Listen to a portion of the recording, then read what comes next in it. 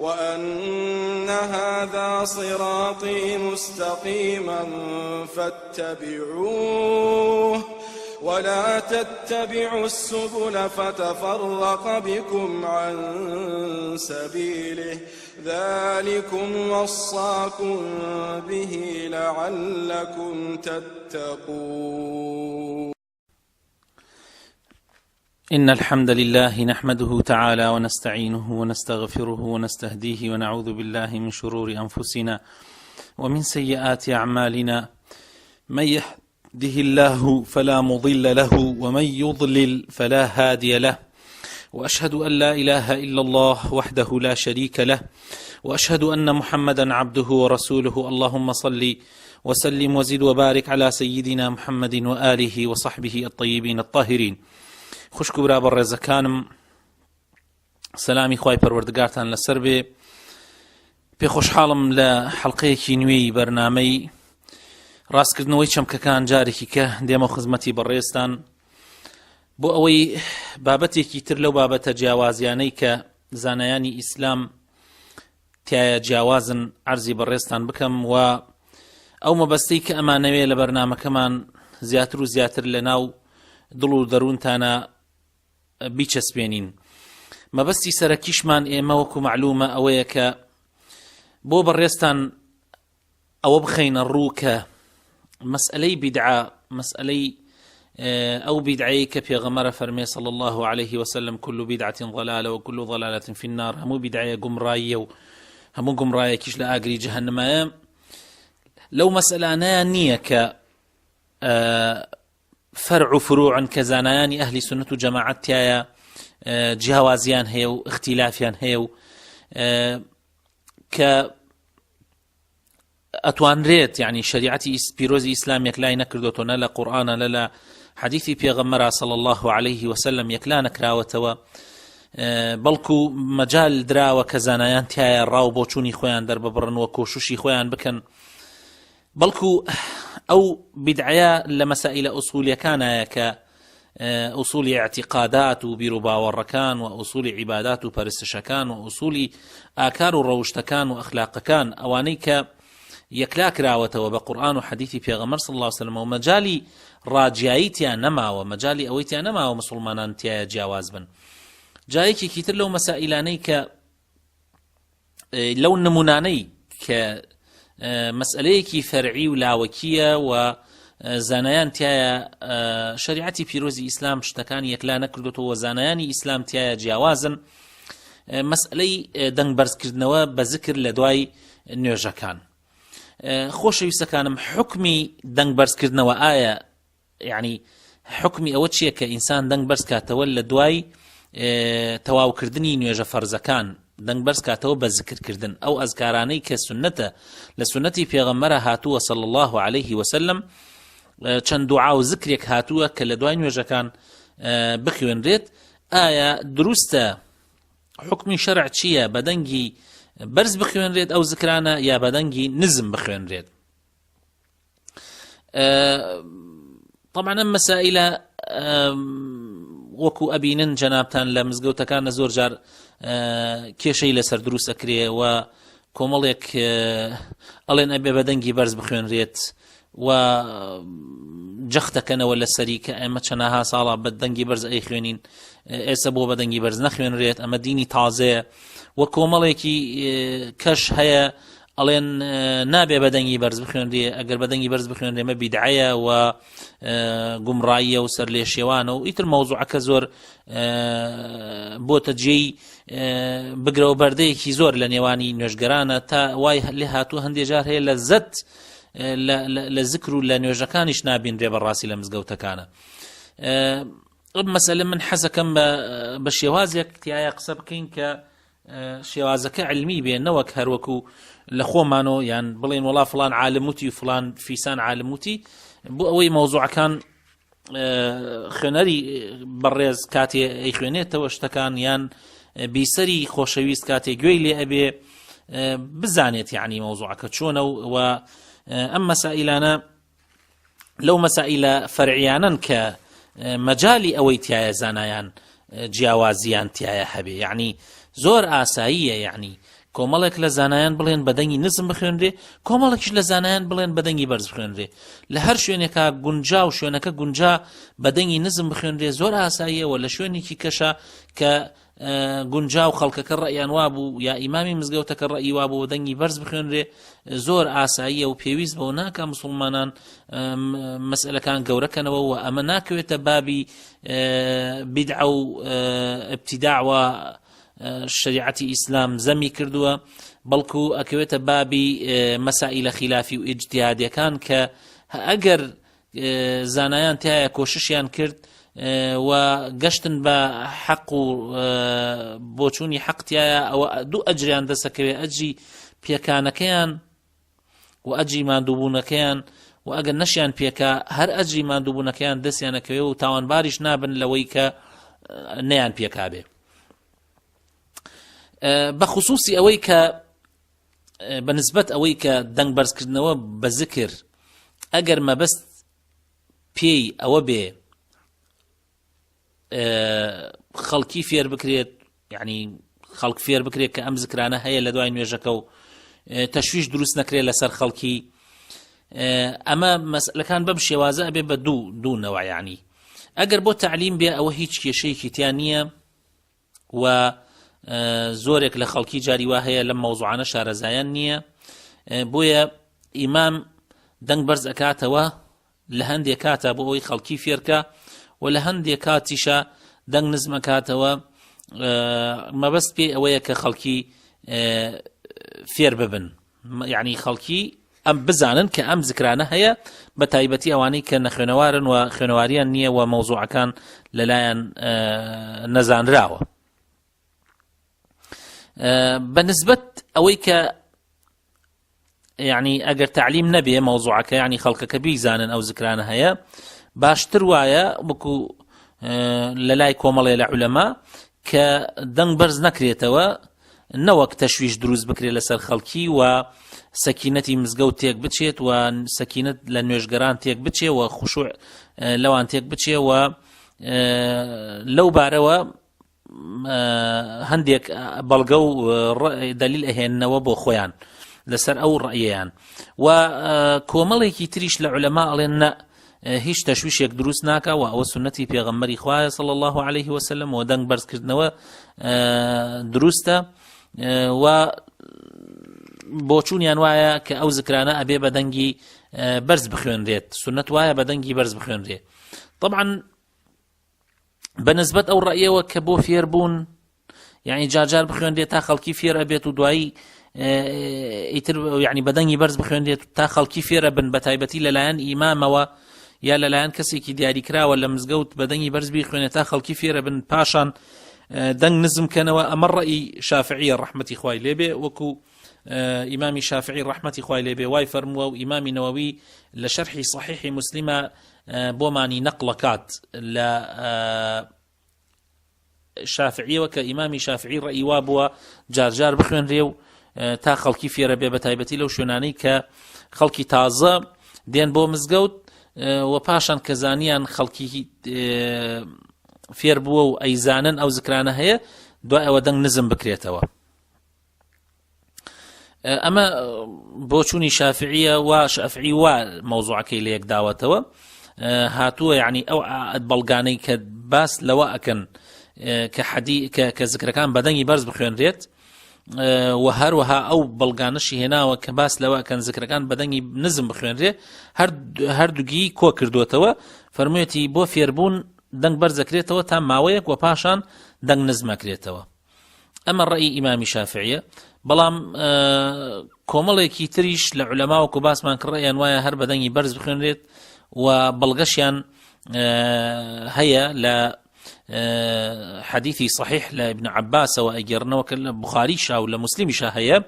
حديثك أفرمي ابن عباس أفرمي كنت أعرف انقضاء صلاة رسول الله صلى الله عليه وسلم بالتكبير. لا روايتي كتري إمام مسلم هاتوا كنا نعرف، يعني الله أمزاني كان يجكان توابو لسردمي في غمرة صلى الله عليه وسلم ك نوێش تەواو بووە بەهۆی ئەو تەکبیر و الله ئەکبەر و ذکرانەی کە لە دوای نوێژەکە بەدەنگی بەرز ئەکرا. لە ڕیوایەتێکە ئەڵێ ئەمانزانی نوێژ تەواو بووە. لە ڕیوایەتی یەکەمە ئەفەرمێ ئەمزانی، لە ڕیوایەتەکەی کێ ئەفەرمێ ئەمانزانی. معنای وایە دیارە بەدەنگی بەرز خوێنراوە،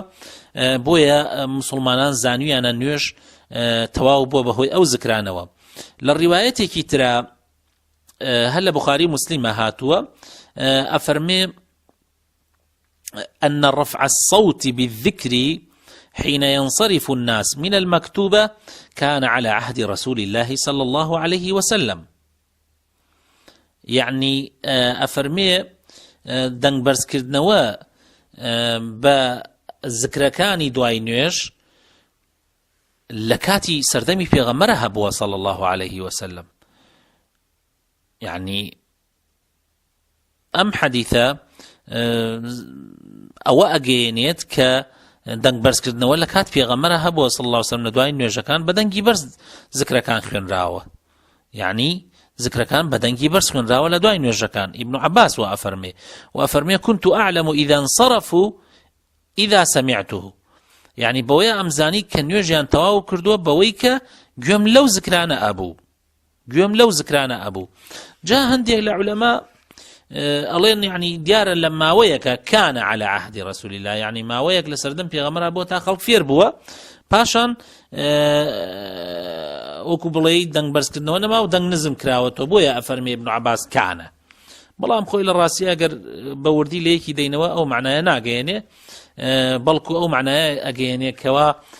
بۆ ئینکار بکرێت، یعنی دەنگ بەرزکردنەوە نەبێ بە ذکرەکان لە دوای نوێژەکان، بەڵکو ئەوە لە کاتی پێغەمبەری شا هەبووە صلی الله عليه وسلم. یعنی ئەو دەنگ بەرزکردنەوە بە خوێندنی ذکرەکان لە دوای لە نوێژەکان لە کاتی پێغەمبەر هەبووە، بۆیە ابن عباس وافەرمێ كان على عهد رسول الله صلى الله عليه وسلم. و معنای حەدیثەکە ئەوە ئەگەیەنێت کە ئەوانەی لە سەفی دواوە بوون لە نوێژەکانە بە تایبەتی لە مزگەوتە کاتێ قەرەباڵغ بووە، بەوەیە ئەیانزانی کە دەنگ لەوانەیە دەنگی سەلامیان نەبیستایە، بەس بەهۆی ئەوە کە دەنگ بە خوێندنی ذکرەکان بە دەنگی بەرز ئەخوێنرا ئەیانزانی کە نوێژی پێغەمبەر صلی الله عليه وسلم تەواو بووە و هەندێکیانیش ئەو کاتە سەلامیان ئەدایەوە کاتێ دەنگی ذکرەکانیان ئەبیست، یعنی ئەیانزانی سەلام دراوەتەوە. ئەمە بەڵگەی ئەتوانی بڵێ بەڵگە بە قەوەتەکەی ئەو کەسانەیە کە یان ئەو کۆمەڵە عولەمایانەیە، ئەو کۆمەڵە زانانەیە کە ئەڵێن ذکر بە دەنگی بەرز بخوێندرێ لە دوای نوێژەکان. بەڵگەی ئەوانەشی کە ئەڵێن ذکر بە دەنگی نزم بخوێنرێ لە دوای نوێژەکان، ئەو حەدیثەیە کە ئیمامی ئەحمەد ئەیگەڕێتەوە لە ئەبی سەعیدی خودریەوە خی گەورەی لێ ڕازی بێ کە ئەفەرمێ اعتكف رسول الله صلى الله عليه وسلم فسمعهم يجهرون بالقراءة وهم في قبة له فكشف الستور وقال ألا إن كلكم مناج ربه فلا يؤذين بعضكم بعضا ولا يرفعن بعضكم على بعض بالقراءة أو قال في الصلاة. پێغەمبەری خوا صلی الله علیه و سلم اعتیکافی کرد دیارە لە مزگەوتە، دا گوێی لە کۆمەڵێک بوون لە ناو قوبەیەکیان دانابوو، هینیان کردبوو وەکو بڵێ قوبەیەکیان بۆ خۆیان دروست کردبوو لە ناو مزگەوتە لە کاتی اعتیکافە و کاتە وا بووە و تایە بە دەنگی بەرز ئەیان خوێنە، بە دەنگی بەرز قورئانیان ئەخوێنە. پێغەمبەری خوا صلی الله علیه و سلم پەردەکەی لابدا و فەرمووی ئێوە هەر یەکێک لێوە لەگەڵ خوایە مناجاتەکە، دەی ئازاری یەکتری مەدەن بەوەی کە دەنگ بەرزکەنەوە بە سەردەنگی یەکتریە بە قورئان خوێندن یان لە نوێژە. ئەمە ئەوە ئەگەیەنێ زاهیرەکەی کە دەنگ بەرزکردنەوە بە قورئان خوێندنیان بە زیکرەکان شتێکی باش نییە، بەڵکو تەشویش دروستەکە بۆ یەکتری لە کاتی نوێژی جەماعەتە. ئەگەر نوێژی جەماعەت بوو لە مزگەوت قەرەباڵغ بوو، بۆیە باشتر وایە دەنگ نزم کەیتەوە. و ئەو کەسانەی کە ڕەئیان وایە دەنگ بەرزکردنەوە باش نییە، ئەمە بەڵگەکەیانە. ئەتوانی بڵێ بەڵگە بە قەوەتەکەیان زیاتر ئەم بەڵگەیە و هەندێ بەڵگەی تریش کە لەسەر ئەم شێوازەیە. بەڵێ ئیمامی نەوەوی لە شەرحی صحیحی موسلیمە لبأش حديثك ابن عباس أفرمي هذا دليل لما قاله بعض السلف أما بلغيا لسر أويك هندي لسلف وتويانا إنه هندي لبيشينان فرميانا لزانان بيشين فرميانا إنه يستحب رفع الصوت بالتكبير والذكر عقب المكتوبة. هنديك لسلف لبيشينان أم حديثي ابن عباس بيشويانا كردوتا بلغة كدنگ برز كردنوا بذكر وبتكبيرات لدواء نواجي فرض لمزقوتا كان سنة. وممن استحبه من المتأخرين ابن حزم الظاهري وفرميتي لوانشي كدنگ برز كردنوان بسنة زانيوا لمتأخر كان لباش سلف ابن حزم ظاهرية رحمة خواي ليبه. وهروها ونقل ابن بطال وآخرون أن أصحاب المذاهب المتبوعة وغيرهم متفقون على عدم استحباب رفع الصوت بالذكر والتكبير. وابن بطال وكوماليكي تريش گێڕایوێنێتەوە کە ئەسخاوەنی مەذهبە ئەو مەذاهبانەی کە خەڵک شوێنی کەوتووە چوار مەذهبەکە و ئەو زانە گەورانەی کە خەڵک شوێنیان ئەکەوت لە سەردەمی خۆیان ئیتیفاقیان کردووە کە سنەت نییە دەنگ بەرزکردنەوە بە ذکر و بە تەکبیرات. وإمام شافعي حديثك ابن عباس كاتي أفرمي سنة نيدن برز كيتوا أي حديثك ابن عباس تشي لقلاكا فرميتي أو حديث ابن عباس بلغي كوا ماويك خلقي دنگي برز كردوتوا هتاوكو يا ماويك لسردمي پیغمبر صلى الله عليه وسلم بالذكر دنگ برز كراوتو بالذكر كان تاوكو خلقي فيري شوازو چونيتي أو ذكرانه ببن يعني على أنه جهروا وقتا يسيرا حتى يعلمهم صفة الذكر. يعني ماويك دنگ برز كراوة تافير يعني كشون ذكر كان بكن لا أنهم جهروا دائما نوك ببردوامي دنيان برز كرد بيتوا. قال فاختار للإمام والمأموم أن يذكر الله تعالى بعد الفراغ من الصلاة ويخفيا ذلك. بو إمام ومأموم واي هالبجاردوا إمام شافعي رحمه الله كوا دنگ برز كوا ذكر كان بخوينن لباش نيوجا كان ودنگ نزم كان وباش أو كزانيان خلق فير بوا إلا أن يكون إماما يريد أن يتعلم منه إلا أن يتعلم منه إلا إمام بمجر أو كسب يشوابه بي خلقي فير بكات شون ذكر بكن فيجهر أو كاتدان برز كاتوا بس بوي خلق فير ببه حتى يعلم أنه قد تعلم منه ثم يسر حتى دنيا بوك خلقي فيربون إتر شونيتي أو ذكرانا أنجام بدن إتر أو كاتا دنگ نزمكاتو إتر دنگ برزنا كاتوا. وحمل الحديث على هذا إمام شافعي حديثكي حمل كردوتا سر أويك عرزمان كردن أما طبعا أقر بابلين أقر جماعات أقر أم باسي نيجي جماعتك بلا ما أقر كابرا خوي تنيابو لمالا يعني مثلا ئەگەر خۆی تەنیا بوو لە ماڵە یان لە مزگەوتە یان لە هەر شوێنێکە کە زانی تەشویش لەسەر خەڵک دروست ناکە ئەو کاتە حکومەکەی جیاوازە ئەو کاتە حکومەکەی جیاوازە. ئەگەر کابرا بەخۆیان ڕای بینی کەوا تەسیر لە خەڵک ناکا و خەڵکی دەنگ بەرزکردنەوەکەی نابێتە هۆی ئەوەی ڕیاو یعنی تەواو ئیخلاسێکی لە خۆیان بینی ئەو کاتە هیچ خراپەیەک نییە گەر دەنگ بەرز کاتەوە بەڵکو لەوانەیە دەنگ بەرزکردنەوە زیاتر کاریگەری هەبێ لەسەر دڵی و زیاتر بتوانێت نەشعات و گورجێکی پێ بدا و فکری بخاتە لای ذکرەکان ئەو کاتە دەنگ بەرزکردنەوە ئاساییە. بەڵام ئەگەر زانی ئەو دەنگ بەرزکردنەوە ئەبێتە مایە ئەوەی تووشی ڕیای ئەکا و سەرنجی خەڵک بۆ لای خۆی ڕائکێشێ وترسیا لە ئیخلاسی دڵی ئەو کاتە باشتر وایە دەنگ نزم کاتەوە بۆ ئەوەی خۆی ئیسفادە لە ذکرەکە بکا و تووشی ڕیا نەبێ. ئیتر بەمەوە کە یعنی دەرەکەفێت کە لە کەسێکەوە بۆ کەسێکی تر دەنگبەرزکردنەوە ئەگەر تەنیا بێ ئینسان تەسیر لە خەڵکتر نەکە ئەگۆڕێ، لە کەسێکەوە بۆ کەسێکی تر ئەگۆڕێ. بۆیە ڕیوایات هاتووە لەو بارەوە، مەسەلەن لە سەردەمی پێغەمبەر صلی الله عليه وسلم عەبدوڵڵای ذو البجادین یعنی رضی الله عنه دەنگی بەرز کردوتەوە، هەندێک خەڵک گوتویانە خۆزگای ئەم پیاوە دەنگی نزم بکردایەتەوە، پێغەمبەر صلی الله عليه وسلم فەرمووی دعه فإنه أواه، وازی لێ بێنن ئەوە ئەم کابرایە مەسەلەن کەسی لەوانەیە کە وەکو بڵێ تەواو یعنی لەگەڵ خوایە وەکو بڵێ تەواو دڵیان داوەتە خوای پەروەردگار، یعنی کەسێکە کە لێ بڕاوە بۆ خوای پەروەردگار، بۆیە بیتێڵن با دەنگیشی بەرز کاتەوە. ئیمامی نەوەوی هاتووە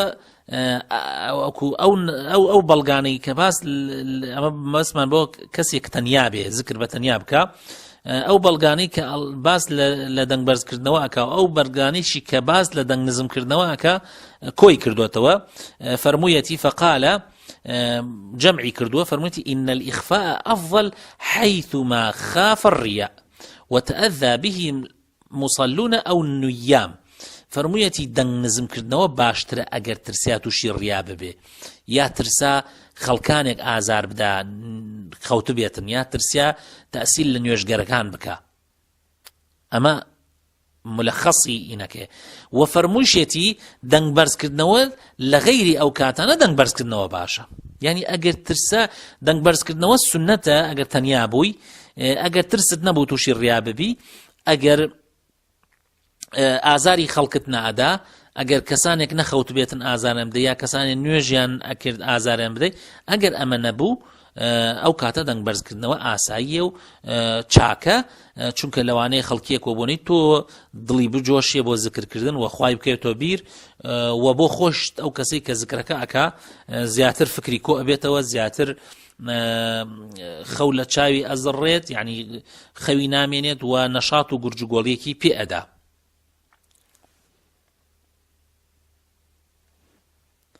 هەندێکی تریش لە زانایان فەرموویانە لە هەندێک حاڵاتە دەنگ بەرز کاتەوە باشە و لە هەندێک حاڵاتیشە دەنگ نزم کاتەوە. هەر کاتێ بینیەی دەنگ بەرزکردنەوەکە بەردەوام ئازارێدا، مەسەلەن بۆ منە هیلماندوویەکە، ئەو کاتە ئەتوانێت دەنگ نزم کاتەوە. هەر کاتێکیش بینیەی دەنگ نزمکردنەوەکە جاری وا هەیە لەوانەیە وای پێ بکە بخەوێ، یان گورجگۆڵیەکەی نێڵێ، ئەو کاتە دەنگ بەرز کاتەوە چاکە. کەوابوو ملخص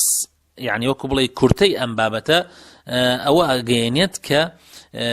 ذکر بە دەنگی بەرز، ذکر خوێندن بە دەنگی بەرز لە کاتی لە مزگەوتەکانە زانایانمان یعنی لە کاتی نوێژی جەماعەتە و لە پاش نوێژە جەماعەتەکان ذکرکردن بە ذکرەکانی دوای نوێژ بە دەنگی بەرز بخوێن یا بە دەنگی نزم، زانایان سێ ڕەئیان هەیە. ڕەئیەکیان ئەڵێت بە دەنگی بەرز بخوێنرێت، و ئەوەش هەتا تەنانەت ئیبن عوثەیمین و ئیبن باز لە عولەما تازەکانی ئەوانەی کە ئیتیباعی منهەجی سەلەفیان کردووە، ڕەئیان وایە کە بە دەنگی بەرز بخوێنرێ، و زۆرێک لە عولەمای سعودی ڕەئی وایە کە بە دەنگی بەرز بخوێنرێ، و کۆمەڵێکی تریش لە زانایان ڕەئیان وایە هەل لە دێر زەمانەوە و تا ئەگاتە ئەم زەمانەش ڕەئیان وایە کە ذکرەکانی دوای نوێژ بە دەنگی نزم بخوێنرێت. ئەوانەی کەوا ڕەئیان وایە بە دەنگی بەرز بخوێنرێت ئەڵێن ئەمە بڕی ئەذکارە و لە کەرتی پێغەمبەر صلی الله علیه و سلم بە دەنگ بەرز خوێنراوە و دیارە گەرم و گوڕێک بە خەڵک ئەدا لە دوای نوێژەکان ئەگە بە دەنگی بەرز بخوێنرێ، بۆیە چاکە. و تویان هەتا پرسیاران لە ئیبن عوثەیمین کرد کەوا ئەمە تەشویش دروستەکە، فەرمووی کاتێ تەشویش دروستەکە ئەگەر نەزانی کە سونەتە، بەڵام کە زانیت سونەتە و تۆش دەنگت بەرز کردەوە تەشویش هیچ تەشویشێکی تیا نییە و هیچ تەشویشێ دروست ناکات. بۆیە ئەوان ڕەئیان وایەوە. کۆمەڵێکی ترش ئەڵێن دەنگ بەرز نەکرێتەوە باشە، لەبەرەوەی تەشویش دروستە بێ، لەبەرەوەی خەڵکتر هەیە قورئانە خوێنی، خەڵکتر هەیە نوێژەکە، خەڵکتر هەیە نوێژی سونەتەکە، یعنی دەنگ بەرز نەکرێتەوە باشە. ئەمەش ڕەئیەکە کۆمەڵێک لە عولەما لەسەرین لە کۆن و تاز هەیە. والرأي وسطيش أو رأي إمام شافعي رحمة خوای لێ بێ کە فەرمووی بۆ تعلیم و بۆ فێرکردنی خەڵک جارجار بەدەنگی بەرز بخوێنرێ کاتێک کە بنرا خەڵک پێویستی نەما و ئەزانن ئەو سونەتە چۆن جێبەجێ بکەن سنەتی خوێندنی زیکرەکانی دوای نوێش ئەو کاتە ئەتوانێ ئیمام و مەمومیش دەنگ نزم کەنەوە و بۆ خۆیان زیکرەکان بخوێنن. ئەمەش ڕەئی کۆمەڵێکی ترە لە عولەما و لەوانە ئیمامی شافعی. ئەمە بۆ نوێژە جەماعەتەکان. بۆ نوێژە تەنیاکان مختصری یان بۆ کاتێک کە ئینسان تەنیا بوو یان نوێژی تەنیای ئەکرد یان لە شوێنێکی تەنیایە بوو ئەو کاتە خۆی بۆ خۆی ئینسان ئەتوانی نوێژ دەنگ بەرز کاتەوە بە زیکرەکان ئەگەر ترسی سێشتی نەبێ، ترسی ئەوەی نەبێ کە تووشی ڕیا ببێ، ترسی ئەوەی نەبێ کە ئازاری خەڵکانێ بدا کە خەریکی نوێژن یا خەریکی قورئان خوێندن یا خەریکی زیکرن، هەروەها ترسی ئەوەشی نەبێ کە ئازاری خەڵکانێک بدا کە خەوتون یان نەخۆشن یان پێویستیان بە ئیسراحەتە. لەم سێ حاڵەتە دەرچوو ئەو کاتە ئەتوانێ بە دەنگی بەرز بیخوێنێ، بە تایبەتی ئەگەر هەستی کرد دەنگ بەرز خوێندنەوە تەئسیری لێ ئەکات و زیاتر کاریگەری هەیە لەسەر دڵی و فکری زیاتر ئەخاتە لای زیکرەکان. ئەمەش مولەخەص و مختصری ئەم بابەتە بوو کە بابەتێکی جیاواز خلافیە لە نێوانی عولەمایە، مەجالی ئیجتیهاداتی تایە، بەڵام ئەوەی گرنگە ئێمە بیزانین ئەوەیە کە هەر ڕەیەک لەم ڕەیانە ئەگەر ئینسان ئەگەر ئیمامی مزگەوت ئەگەر نوێژخوێنانی مزگەوت هەڵیان بژاردووە قەنەعەتیان پێ هەبوو ئیتر بە کێشە دروست نەکە لە ناو مزگەوتە، ئەوانەیشی کە مخالفن با هیچ پێویست ناکە کێشە دروستکەن. ئیتر ئەم ڕەیانە لە عولەما وەرگیراوە، خۆ ئەم ڕەیە هیچ کەسێک لە گیرفانی خۆی نەهێناوە، بەڵکو زانایانمان لە بینا لەسەر ئەو نصوص و ئەحادیثانی کە لەو بارە و ئاثار و ئەحادیثانە کە لەو بارەوە هاتووە وەریان گرتووە. ئیتر ئەگەر پێکابێتان ئینشاءالله دوو ئەجریان هەیە و نەشیان پێکابێ ئەجرێکیان هەر هەیە. ئێمە خۆمان من خۆم بۆ خۆم یعنی ئەگەر لە شوێنێکا بم قەنەعەتم وا بێ بەدەنگی نزم بخوێنرێ، ئەگەر کۆمەڵێ بەدەنگی بەرز خوێندیان هیچ کێشەیە دروست ناکەم، خۆم بۆ خۆم بەدەنگی نزمەی خوێنم و هیچ کێشەیە دروست ناکەم. ئەگەر قەنەعەتم وا بێ لەش بەدەنگی بەرز بیخوێنم، کۆمەڵ ئەو مزگەوتەی کە تیایان بەدەنگی نزم خوێندیان هیچ کێشەیەک دروست ناکەم. من خۆم بۆ خۆم زیکرەکانی خۆم ئەخوێنم و کێشەیەک بۆ مزگەوتەکە و بۆ ئەهلی مزگەوت دروست ناکەم، چونکە ئەمە سنەتێکە لە سنەتەکان. ئەگەر جێبەجێ بکرێ ئینشاءالله ئەجر و پاداشتت هەیە، ئەگەر جێبەجێش نەکرێ و نەتوان خۆت بۆ خۆت ئەتوانیت جێبەجێ بکەیت. داواکارم خۆی گەورە بۆ خاتر ناوجوانەکانی خۆی تەفریقە و دووبەرەکی لە نێوانمانە نەیەڵێت و دڵمان فراوان کات و بیر و هۆشمان فراوان کە وامان پێ بکات کە بە جوانی لە دینی خۆی تێمان گەێنێت و بە شوێن کەوتوی ڕاستەقینەی پێغەمبەری خوا صلی الله عليه وسلم حسابمان بۆ بکەوە دوورمان خاتەوە لە هەموو شتێک کە مخالفە و پێچەوانەی ڕێبازی پێغەمبەری خوایە صلی الله عليه وسلم. سبحان ربك رب العزة عما يصفون وسلام على المرسلين والحمد لله رب العالمين.